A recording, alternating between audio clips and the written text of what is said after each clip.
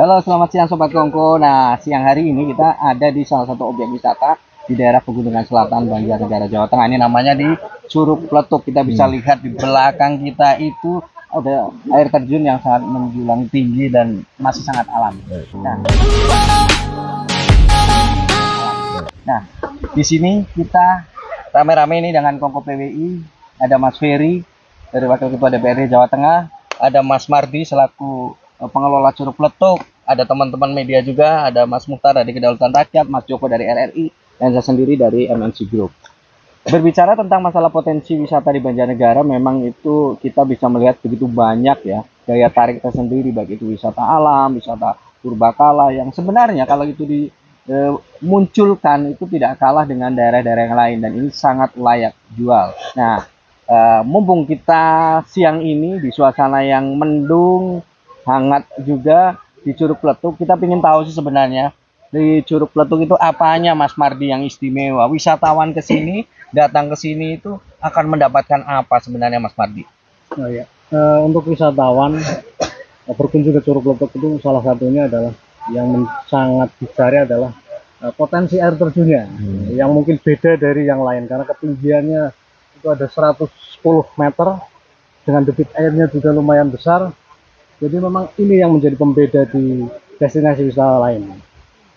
Untuk potensi yang lain seperti ada camping juga kita udah ada kolam renang kita juga udah ada. Cuman kita mau merencanakan untuk tahun 2024 kita mau bikin glamping. Untuk wisatawan yang mau berkunjung ke Curug Pletuk nanti tidak takut lagi ribet ataupun apa, tinggal datang langsung bisa nginep di Curug Pletuk dengan enak. Santai. Tiket masuk berapa Mas? Tiket masuk untuk Curug Pletuk hanya dikenakan 15.000 free minum. Oh, free minum. Sangat terjangkau sekali. Sangat terjangkau ya Mas Ferry. Dan di sini ada kopi yang khas juga ya? Iya, kopi namanya khas Pesangkalan. Kita bisa coba dulu Pak Ferry. Oh, iya, kopinya oke, seperti iya. apa? Ya, seperti Mantap jiwa ini guys. Kopi Pesangkalan. kopi robusta Pesangkalan ya. Pesangkal. Rasanya menggigit, menggugah, menekuk lidah. Luar biasa. Nih, Mas Ferry. Sudah pernah datang ke sini Mas Ferry? Ya, alhamdulillah ini baru sekali ini ya. Baru sekali ya. Bisa testimoni sedikit Pak, di sini seperti apa? Ya, saya sangat terpesona ya. Wow ya, artinya saya banyak mendengar tentang desa wisata Pesangkalan atau Curug Pletuk ini ya. Dan bahkan saya sendiri dengan kapasitas yang saya miliki saya sudah mendorong untuk menurunkan program di sini. Tapi mungkin kalau waktunya belum match, akhirnya alhamdulillah pada hari ini terima kasih Mas Mardi dan kawan-kawan, tentu teman-teman PWI juga kebetulan secara tidak disengaja kita ketemu di sini ya. Nah, Mas Alis dan kawan-kawan, Mas Mardi, saya itu termasuk yang apa ya, suka ya, atau kalau bahasa kerennya pemerhati desa wisata gitu ya. Maka saya ada satu program, kalau di televisi itu namanya program apa ya, sebuah program televisi ya. Kalau saya itu namanya Jelajah Desa Wisata Jawa Tengah. Nah, dengan harapan agar ya saya memperbanyak dolan ya, dolan-dolan ke desa-desa wisata. Ini yang bikin Mas Ferry kelihatan awet muda mungkin. Iya. Dolan terus gitu. Kalau ada gium kan, kalau orang itu agak rumit itu katanya dolannya kurang adoh. kurang teknik. Kurang dolan lah, kita agar tetap waras ya, agar tetap ya kan, kita harus banyak dolan. Nah, teman-teman sekalian, sesungguhnya potensi yang kita miliki artinya di masyarakat Jawa Tengah, wabil khusus di Banjarnegara ini sesungguhnya banyak spot yang tidak kalah dengan spot-spot di luar daerah kita ya. Dan ternyata seperti ini Curug Pletuk ini juga secara nyata kita lihat bagaimana wisatawan datang tidak hanya dari Jawa Tengah, dari luar Jawa Tengah itu juga banyak, dan hari ini kita lihat juga banyak ya. Ini membuktikan bahwa memang orang-orang luar sudah mulai membidik spot-spot wisata yang kita miliki ya, maka Alam. iya, mereka akan lebih mulai bergeser dari spot wisata-wisata yang modern, wisata-wisata mall, wisata-wisata buatan alam yang murni buatan ya, mulai bergeser ya ke wisata-wisata alam. Oleh karena itu kita sebagai masyarakat Banjarnegara jangan sampai kalah, kita keduluan dan ya kan kita justru orang lain yang kesini kita sendiri tidak aware dengan potensi yang kita miliki. Nah, Mas Lis, wisata Curug Peletuk ini salah satu, menurut saya adalah salah satu hasil daripada kreasi masyarakat yang punya kemauan yang keras untuk memanfaatkan dan mengelola. Artinya tidak hanya memanfaatkan kemudian menarik, memeras keuntungan, tapi lebih daripada itu mampu mengelola dengan konsep-konsep yang harmoni, sehingga kemudian secara alam itu akan terjaga, akan terkelola, kemudian termanfaatkan. Artinya ya pasti ini menjadi backbone daripada masyarakat sekitar dalam rangka untuk menambah, katakanlah bagi pemerintah desa ada kas yang masuk, kemudian teman-teman pemuda, teman-teman masyarakat juga terlibat kegiatan di sini. Artinya ada lapangan pekerjaan yang bisa di serap ya, serap. di situ ya. Nah, nanti mau seiring itu tadi disampaikan ada kopi, ada duren, ada nanti UMKM lainnya, itu bisa nanti masuk ke sini. Artinya kegiatan-kegiatan ekonomi masyarakat juga bisa diserap, dan nanti juga akan mendorong teman-teman masyarakat di sekitar untuk terus mengembangkan kegiatan UMKM. Nah, saya kira ini adalah daya ungkit ekonomi yang bisa di-create, bisa didorong, bisa dimanfaatkan, bisa dikelola oleh masyarakat di situ. Dan masyarakat Pesanggalan sudah menunjukkan itu, menunjukkan kemauan yang keras, karena kita meyakini untuk sampai ke titik ini sekarang ini pasti teman-teman telah melalui fase yang luar biasa ya kan, yang tidak mudah, meyakinkan diri sendiri bahkan aja itu juga butuh proses ya, apalagi menyakan orang lain ya kan. Namanya usaha ya. Dan ini menjadi salah satu pilot project ya, desa wisata yang keren ya di Banjarnegara ya. Nah, harapan saya tentu saya sebagai salah satu stakeholder ya di tingkat provinsi dari DPRD, tentu ya nanti bersama-sama agar nanti spot-spot desa wisata yang hebat ini di Banjarnegara ini terus tumbuh, kemudian terkoneksi satu desa wisata dengan desa wisata yang lain, kemudian terkoneksi juga dengan destinasi utama kita di Dieng. Nah, kalau sudah terkoneksi bagus, nanti ini akan saling menghidupkan. Konsepsinya itu nyambung, kalau aliran listrik itu tersambung tersambung dengan semua bagus, semua akan hidup. Iya. Karena kan konsep kawasan itu saling memperkokoh, konsep kawasan ya.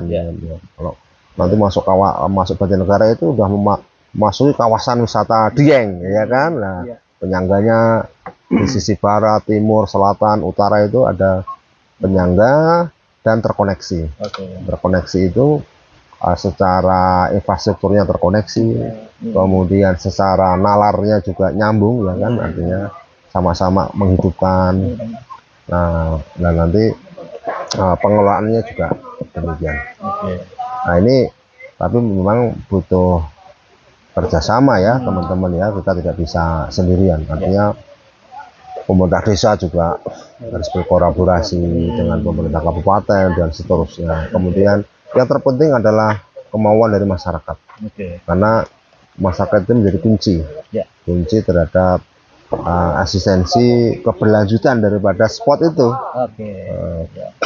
Kalau masyarakatnya ini sudah mampu, bagus, dan menyadari bahwa ini adalah aset mereka, ya mereka akan menjaga potensi itu dan saling menghidupkan kan itu. Sehingga nanti masyarakat Pesanggalan itu sudah sadar wisata betul.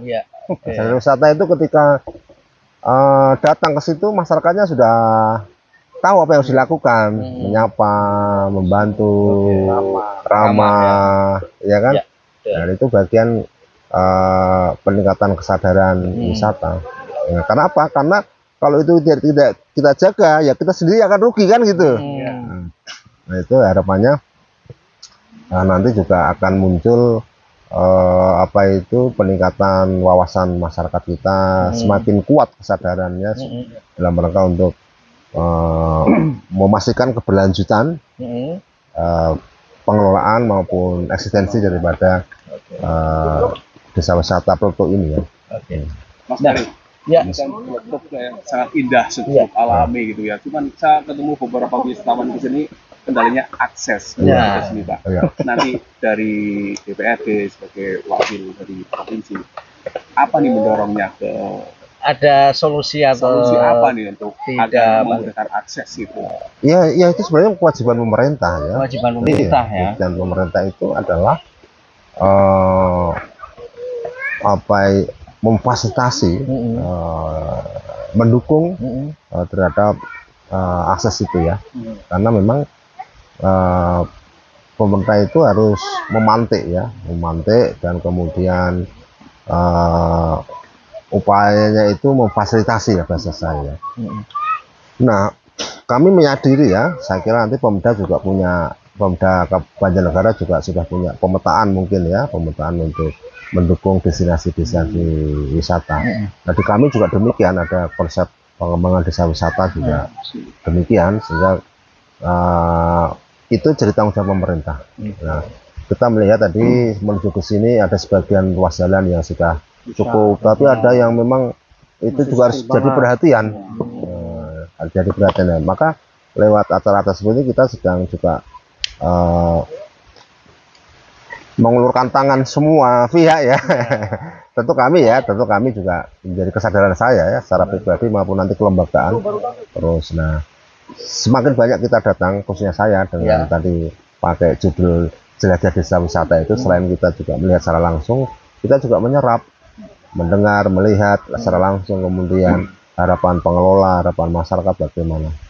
Dan ini memang akses transportasi, akses jalan di sini memang masih membutuhkan. Nah, nanti kita dari provinsi coba terus akan mendorong ya. Kami kemarin juga sudah mendorong ke ini pengembangan spot-spot ini ya. Nah, sarana prasarana. Semoga nanti insya Allah kita juga bisa mendorong lagi untuk pengembangan infrastruktur lagi. Sobat Kongko, sudah ada penjelasan tadi, pertanyaan Mas Joko, RRI juga. Nah, tadi ada kata kunci juga nih, Mas Ferry tadi ada program namanya Jelajah Wisata ya Mas Ferry. Semoga nanti kita Kongko Channel ini bisa berpartner Pak Ferry, kita bisa ikut jalan-jalan juga ini, ngupas tempat wisata di mana itu kan. Dari awet muda juga kan. Pengen awet muda lah seperti Mas Ferry ini. Jelajah desa wisata Jawa Tengah. Kita bisa keliling Jawa Tengah nanti, semoga. Nah, ini dengan Mas Mardi Mas. Berjuang ini sudah berapa lama sebenarnya Mas?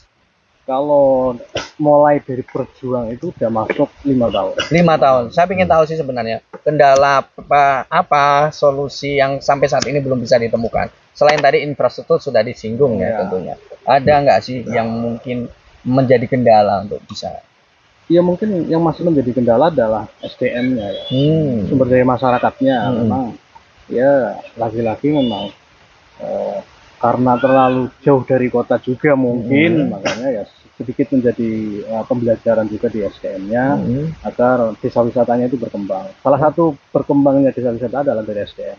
Kalau SDM-nya sudah bagus, pasti semua akan berkembang. Itu yang masih menjadi PR kita sebagai pengelola desa wisata adalah sumber daya manusianya. Yang masih mungkin nanti Pak Ferry bisa memberikan apa sih motivasi kepada masyarakat supaya itu peduli loh, sadar wisata itu seperti apa sih, biar ketika ada pengunjung itu responnya itu positif. Apa perlu diajak studi banding ke satu tempat yang memang sudah menangani? Mungkin solusinya seperti itu. Mungkin pelatihan, sudah punya anggarannya kan untuk kita piknik bareng nanti kita sudah bisa. Oke, tadi selain itu juga kita di PWI peran media juga paling tidak memiliki peran, karena kita baik itu media mainstream ataupun media sosial ya tentunya yang ada di Banjarnegara juga banyak juga penggiat media sosial itu kita ikut membantu. Nah, Ini dari Mas Joko selaku media, Mas. Kira-kira support apa sih sebenarnya dari kita yang bisa kita lakukan untuk teman-teman di wisata-wisata yang sudah promosi? Iya, kalau kita sebagai media ya tentunya kita dengan bentuk pemberitaan sebutnya ya, dan Ya.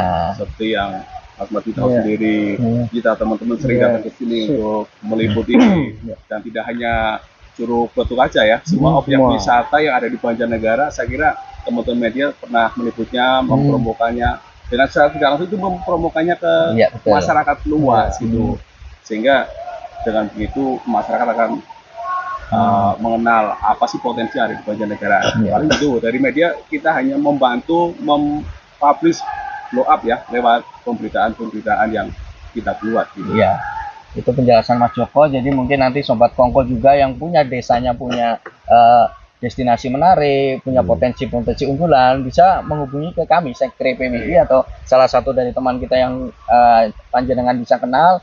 Kita bisa infokan sesuatu yang bisa kita liput, sesuatu yang bisa kita angkat untuk kita bantu mempromosikan baik itu skala lokal ataupun tentunya skala nasional. Nah, Mas Ferry, tadi ada kaitannya tentang SDM, kayak Mas Mardi masih kebingungan masalah SDM untuk pengelolaan khususnya di desa.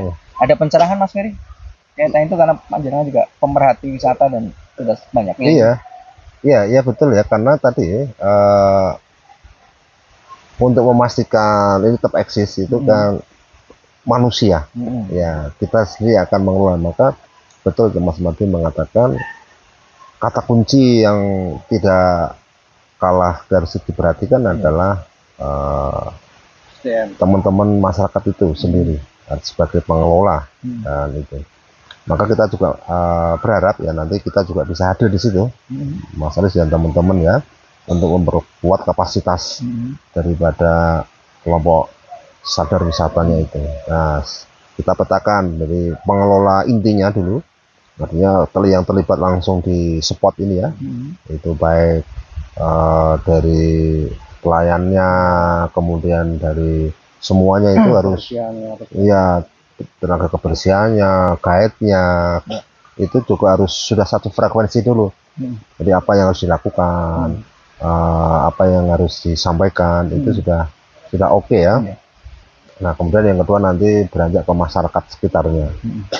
Masyarakat sekitarnya itu diajak agar mereka juga merasa Curug Peletuk ini milik mereka semua, sehingga masyarakat merasa memiliki, kemudian menjaga dan kemudian menunjang terhadap keberadaan ini ada sebagai daerah wisata. Daerah wisata itu adalah pelayanan, maka service excellent itu harus dimiliki.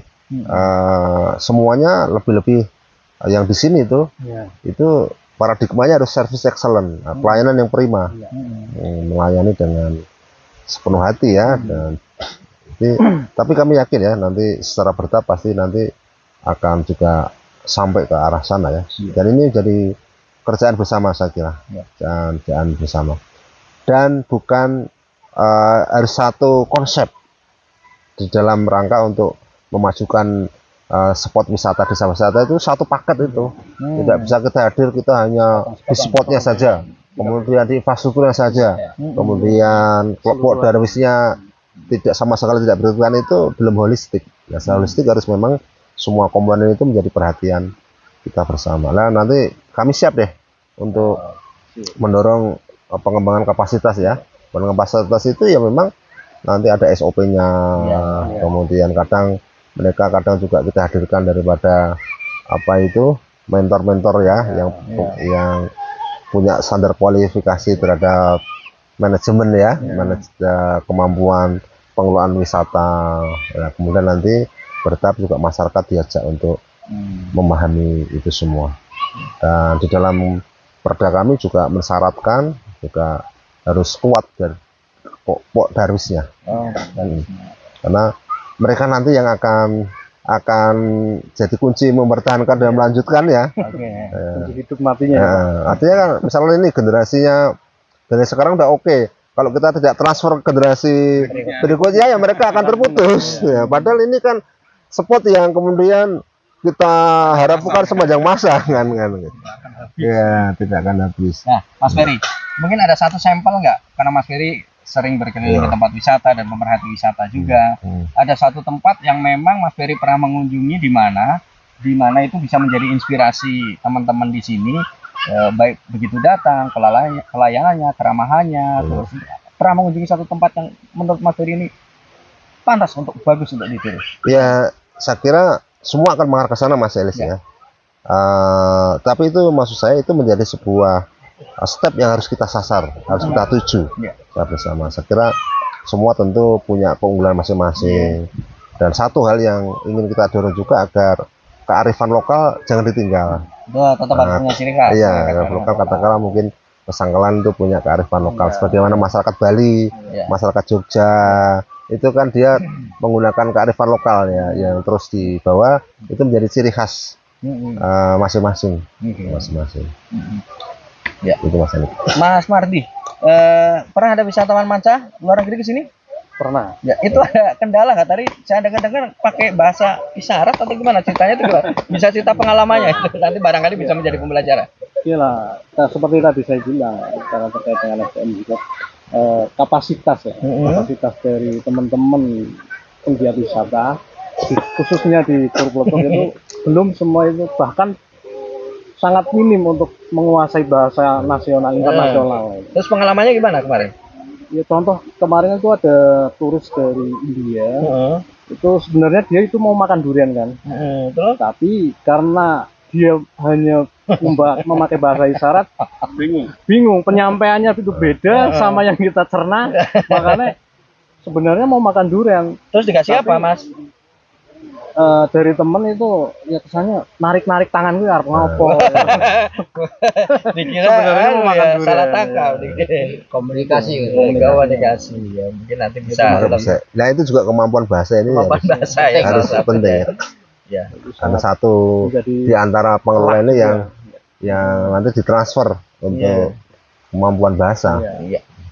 Pak Ferry dan juga teman sobat Kongko dimanapun Anda berada, nah, kaitannya dengan potensi wisata, desa wisata, sebenarnya semangatnya mereka untuk berkembang itu luar biasa saya melihat di Banjarnegara. Cuman terkadang mereka bukan sebuah menjadi alasan, cuma memang kadang menjadi permasalahan bahwasanya keterbatasan anggaran, kurang untuk membuat fasilitas dan lain sebagainya. Nah, ada petunjuk dari Mas Ferry tidak sih sebenarnya ada alokasi dana seperti itu yang bisa digelontorkan, prosedurnya seperti apa? Karena tidak semua pengelola wisata itu paham tentang itu, Mas Ferry. Iya, saya kira dukungan pemerintah memang yang pertama harus hadir ya, pemerintah harus hadir. Yang kedua saya kira di kesempatan kali ini saya juga berharap agar pemerintah daerah Banjarnegara membuat sebuah peta atau roadmap terhadap pengembangan desa wisata ya. Karena desa wisata itu menjadi aset Pemda. Aset apa? Karena memang Banjarnegara dianugerahi potensi wisata yang luar biasa. Ini harus terkelola. Maka pendekatannya harus fokus, menurut saya fokuskan saja pada fokus utamanya ya, itu di pengembangan desa wisata. Nah, Dieng itu sudah jadi perhatian nasional. Dieng itu destinasi utama provinsi, juga jadi destinasi utama juga di tingkat nasional. Artinya, nah Pemda kabupaten dari pengelolaan potensi wisata itu, menurut saya mending difokuskan ke penyangganya, ke desa-desa wisatanya, sehingga APBD-nya nanti lebih banyak tercermin daripada pengembangan desa wisata yang ada di sini. Nah, nanti Dieng itu nanti sudah ada yang banyak anggaran yang masuk dari Jakarta maupun dari Semarang. Nah, tinggal nanti di roadmap kan aja, katakanlah di Banjarnegara ada 100 desa wisata. Ya sudah fokus saja di pengembangan 100. Baik nanti mendukung sarana prasarananya, mendukung peningkatan kapasitas sumber daya manusianya, pengelolanya, maupun juga nanti di promosi wisatanya. Ini juga menjadi penting. Artinya itu harus digarap secara bersama-sama. Nah, kita berharap nanti Pemda tingkat 2 fokus di desa wisata, kami juga di provinsi juga menempatkan itu menjadi prioritas pengembangan desa-desa wisata, sehingga nanti Dieng itu kita konsinyasi dengan pemerintah pusat. Nah, artinya kalau Pemda ini nanti fokusnya hanya ke Dieng habis, anggarannya kecil, masuk ke sana semakin kecil lagi artinya. Nah itu mending kue-kue itu diprioritaskan aja ke desa wisata. Ya. Toh itu juga miliknya Banjarnegara, fokusnya Banjarnegara, penyangganya destinasi utama yang dimiliki oleh Banjarnegara itu sendiri. Nanti teman-teman juga bisa mendorong, sama-sama mendorong agar nanti Pemda ada roadmapnya.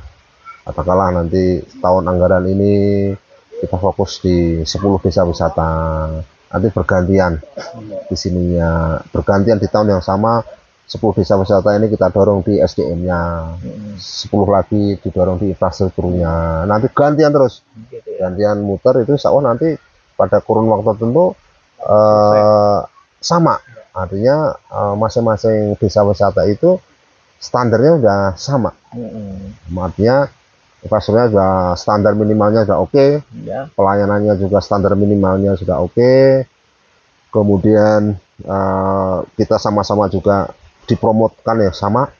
Nah, promosi ini menjadi penting, apalagi sekarang sudah mulai medsos, itu kita promosi yang bisa melintas ruang dan waktu dalam waktu yang cepat. Nah, kalau dulu kan kita harus buka katalog, harus buka buku-buku, sekarang kita bisa langsung akses.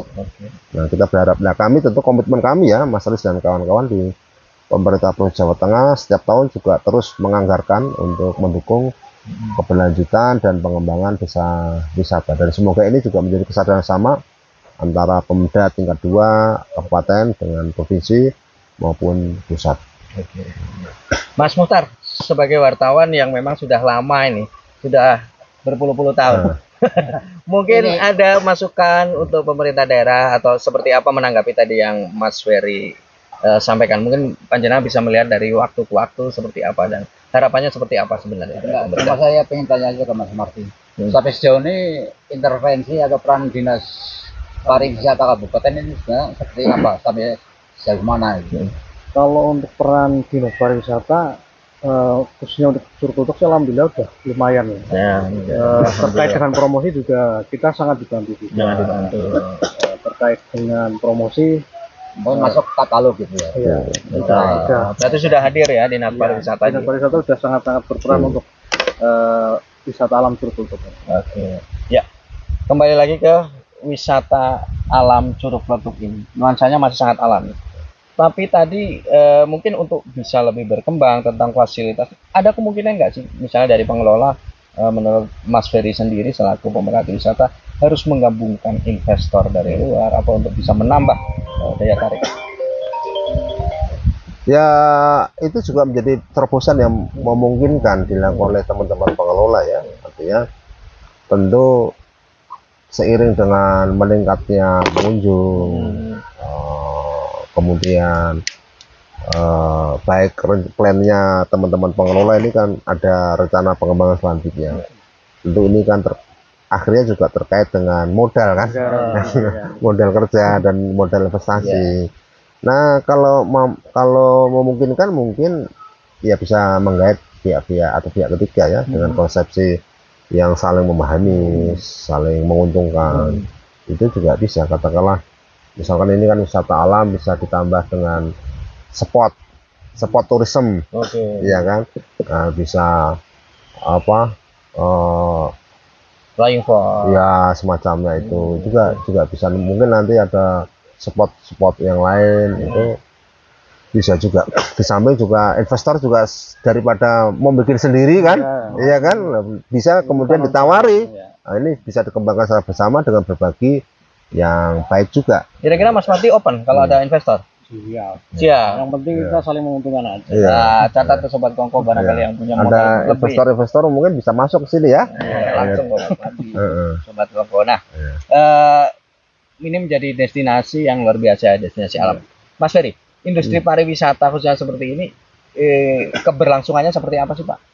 Masihkah bisa mengambil sisi keuntungan ke depan? Ya, kalau dilihat trennya ya, statistik menunjukkan bahwa kesadaran masyarakat untuk berwisata kan sudah mulai meningkat ya. Banyak orang stres mungkin Pak? Mungkin salah satu ya. Bosan Jadi, ya kan, pekerjaan. Ya, entertain bisnis kata sebagian pengamat itu kan bisnis masa depan itu satu adalah kesehatan, Kesehatan, pendidikan, pendidikan, dan entertain. Entertain itu apa ya, hiburan ya, untuk Pariwisata melepas. masuk ini ya, Itu bagian daripada entertain. Kenapa? Seiring dengan dunia yang bergerak begitu cepat, ya manusia juga mungkin sudah seakan jadi robot. Itu kadang kan sifat asli manusia, dia butuh relaksasi, butuh istirahat, ya kan. Keluarga-keluarga sekarang juga sudah mulai kita lihat sebulan sekali kah, 2 minggu sekali kah, atau 2 bulan sekali dia akan bersama keluarga untuk makan di luar, ya, akan bareng-bareng di luar. Itu kesadaran itu sudah mulai naik. Seiring juga peningkatan sejahtera masyarakat juga sudah mulai naik kan. Nah, ini menjadi peluang terhadap wisata yang kesananya juga akan semakin besar. Nah, bahkan kalau kita lihat negara-negara juga sudah menempatkan wisata sebagai ceruk devisa. Arab Saudi misalkan itu dulu negara petrodolar kan. Nah, sekarang sudah mulai mengelola wisata itu, religi ya kan, wisatanya wisata religi itu sudah mulai dikelola karena itu ternyata menghasilkan devisa bagi negaranya kan gitu. Nah, ini juga sama. Saya kira kita juga harus meyakini semakin seiring ke sini nanti masyarakat itu mulai sadar wisata atau berwisata itu jadi kebutuhan, jadi gaya hidup kita. Nah, tidak sekedar apa itu istilahnya kegiatan-kegiatan yang apa itu sampingan, tapi sudah jadi kebutuhan. Itu artinya dalam sebulan sekali kita harus berwisata. Nah, ini jadi ceruk pasar, dan maksudnya ini kita harus terus tanamkan ke Mas Marty dan kawan-kawan ya, agar tetap semangat bahwa ini peluang yang semakin besar. Tetapi memang kita harus terus menguras pikiran kita, apa ini harus kita lakukan lagi, sisi mana lagi, inovasi yang mana lagi, terus kerjasama apalagi yang harus kita kita bangun. Kerjasama itu ya artinya bukan kemudian tidak hanya sekedar memasang investasi ya, investor ya, tapi kerjasama bersama apapun ya, dengan PWI katakan ini kan juga bentuk bagian bermitra, bekerjasama yang saling membesarkan di situ. Karena itu Mas, dan sekali lagi ya, banyak negara yang bisa kita jual, salah satu utamanya adalah wisata ya. Iya kan? Iya. Artinya itu yang nanti akan jadi tadi, ibarat negara itu nanti jadi devisanya banyak negara, sekaligus kita menciptakan pertumbuhan ekonomi banyak negara lewat mendorong pengembangan wisata. Masyarakatnya ada pendapatan, ya kan, kemudian pertumbuhan ekonominya tambah, artinya ada duit yang berputar di banyak negara. Ini saya dari Semarang kan ke sini juga bawa duit. Ya kan, misalkan ya, tadi yang dari Jakarta ada 10 minibus yang datang, ini pasti kan bawa duit dan diputar di sini kan. Iya kan, artinya Mas Mutar bawa duit. Mas Joko bawa duit. Bawa duit tapi sedikit. Ya, jadi ini menarik juga ya tentang berbicara pariwisata tadi. Ternyata pemerintah juga sudah hadir melalui Dinas Pariwisata. Dari provinsi stakeholder Mas Ferry selaku Wakil Ketua DPRD juga sudah hadir. Dari media PWI yang kita akan support dan promosinya kita juga sudah hadir. Tinggal kita bisa bagaimana menggarap, menjual tentunya dengan hal yang menarik. Mas Ferry, untuk Sobat Kongko yang tentunya punya potensi wisata di daerah, ada yang ingin disampaikan Pak untuk teman-teman Sobat Kongko yang ada di khususnya di Banjarnegara sebenarnya? Bisa ke kamera saja Pak. Ya, terima kasih ya teman-teman PWI, Mas Marty, dan tentu dari Curug Pletuk ini saya sampaikan, ayo dolan maring desa wisata ning Banjarnegara. Ya. Keren. Mas Marty, mau disampaikan ke teman-teman Sobat Kongko, ajakan untuk ke sini, apa yang bisa dijual di sini? Ya, buat semua teman-teman Sobat Kongko, jangan lupa kalau main ke Banjarnegara itu datang ke Curug Pletuk. Semua udara yang mungkin dari desa-desa lain nggak ada, di sini terus semua ada. Jadi kesejukannya, luar biasa, indah pemandangannya, kita semua ada. Baik yang jomblo maupun sudah punya pacar ya, semua ditempatkan di sini ya. Iya, baiklah, dan namanya cuaca sudah mulai mendung dan ini sudah mulai turun gerimis. Kita akhiri saja episode untuk Kongko kali ini, dan tentu tadi namanya Kongko itu kita memberikan inspirasi sekaligus kita memberikan pembahasan untuk mencari solusi. Sudah ada solusi Mas Mardi? Sudah ada. Alhamdulillah sudah ada solusi. Sekian dari kita PWI Banjarnegara di acara channel Sobat Kongko dan selamat siang. Assalamualaikum warahmatullahi wabarakatuh. Jangan lupa nantikan episode-episode selanjutnya di channel Kongko Banjarnegara. Kopinya Pak, durenya Ya. Pak.